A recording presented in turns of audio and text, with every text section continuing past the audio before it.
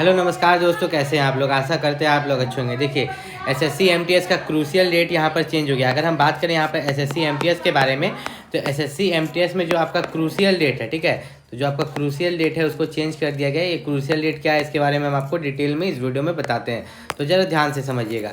SSC MTS में जितने भी बच्चे फॉर्म भर रहे हैं, सबसे पहले हम ऊपर चलते हैं आराम से, जहाँ पर आपका फॉर्म भरने का डेट्स दिए गए हैं ना। तो यहाँ पर फॉर्म भरने का जो आपका लास्ट डेट है 24 जुलाई, कितना है 24 जुलाई। ध्यान से इस डेट को अपने मन में आप लोग रख लीजिएगा, 24 जुलाई। अब चलिए नीचे आपको हम समझाते हैं। नीचे यहाँ पर देखिएगा, थोड़ा सा आप नीचे आइएगा, आपके पास भी नोटिफिकेशन होगा, हर बच्चा के पास होगा नोटिफिकेशन, ठीक है। हर बच्चा के यहाँ पर हर बच्चे के पास नोटिफिकेशन होगा। इसको अगर आप डिटेल में नहीं पढ़ेंगे, बहुत सारा बच्चा इस कारण से हर बार रिजेक्ट हो जाता है एग्ज़ाम निकालने के बाद भी, उनको पता ही नहीं चलता है। क्योंकि आप एसएससी एमटीएस में एक सिंगल एग्ज़ाम है, और एमटीएस के एग्ज़ाम के बाद सीधा डॉक्यूमेंट वेरिफिकेशन है। एचडीबी में अगर आप रिजेक्ट हो गए एग्ज़ाम निकालने के बाद भी, तो आपको बहुत ज़्यादा बुरा लगने वाला है। इसके बारे में सबसे पहले बताएंगे, फिर बाद में आपको कटअप भी बता देंगे। सबसे पहले हम यहाँ पर बात करते हैं क्रूशियल डेट के बारे में।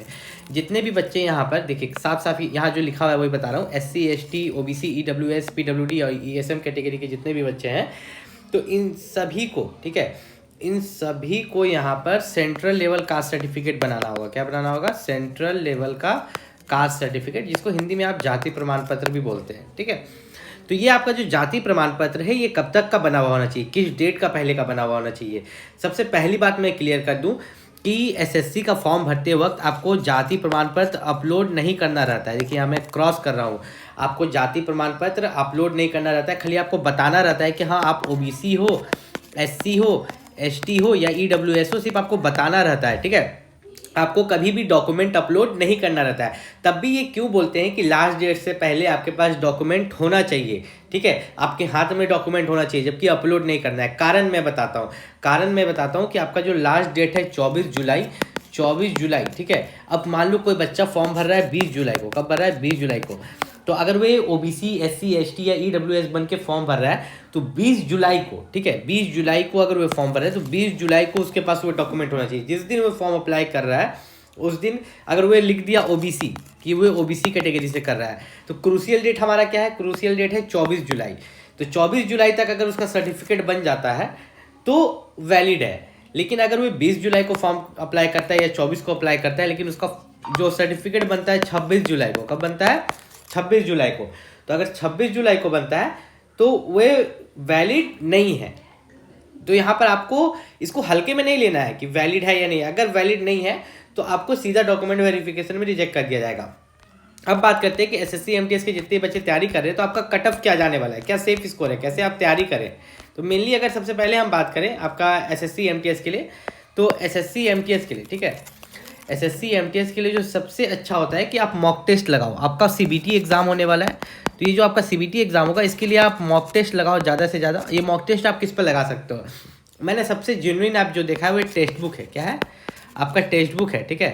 टेक्स्ट बुक पर आप ज़्यादा से ज़्यादा यहाँ पर मॉक टेस्ट लगा सकते हो, और टेक्स्ट बुक में आप अनलिमिटेड मॉक टेस्ट लगाने के लिए वहाँ पर परचेस भी कर सकते हो, सबसे लोएस्ट वाला, जहाँ पर आप मेरा कूपन कोड VASH यूज कर सकते हो। क्या? VASH। टेक्स्ट बुक का लिंक मैंने वीडियो के डिस्क्रिप्शन में दे दिया है, वहाँ से जाके आप टेक्स्ट बुक पर जा सकते हो, वहाँ पर परचेस कर सकते हो। फ्री में भी मॉक टेस्ट है, लेकिन अनलिमिटेड लगाना है तो उसके लिए आपको परचेस करना होगा। मेरा कूपन कोड यूज़ करोगे तो आपको 12% ऑफ हो जाएगा। कितना परसेंट? 12% ऑफ हो जाएगा मेरे कूपन कोड पर। अब मेनली अगर हम लोग यहाँ पर बात करें, तो आपका जो मेन सब्जेक्ट है इंग्लिश और जीके, इन्हीं दोनों पर आपका मेरिट बनता है। तो इंग्लिश और जीके में आप देखिएगा 25-25 क्वेश्चन है। कितना? 25-25। तो ये जो 25-25 क्वेश्चन देख रहे हैं ना, तो इसमें से कम किसी एक में आपको 20 बनाना होगा, किसी एक में आपको 22 बनाना होगा, ठीक है। वह आपका इंग्लिश में आप 22 बना दो, जीके में 20 बना दो, या इंग्लिश में 20 बना दो, जीके में 22 बना दो। ये रेशियो लेके चलोगे तभी एग्जाम आपका निकलेगा। क्योंकि जब दोनों को आप जोड़ोगे 20 और 22, तो आपका यहाँ पर मैं जोड़ देता हूँ, अगर आप जोड़ोगे 20 और 22 तो आपका कितना होता है? यहाँ पर होता है 42, और 42 गुना 3 करोगे, एक क्वेश्चन के लिए 3 मार्क्स मिलता है, 3 2 या 6, 4 3 या 12, 126। तो मिनिमम इतना ही कट ऑफ जाता है एमटीएस के लिए। भले हवलदार के लिए थोड़ा कम जल जाता है, लेकिन एमटीएस के लिए मिनिमम इतना ही कट ऑफ जाता है। तो जितने बच्चे एसएससी एमटीएस की तैयारी करें, सबसे पहले तो अपना कास्ट सर्टिफिकेट बनवा ले, सेंट्रल लेवल वाला।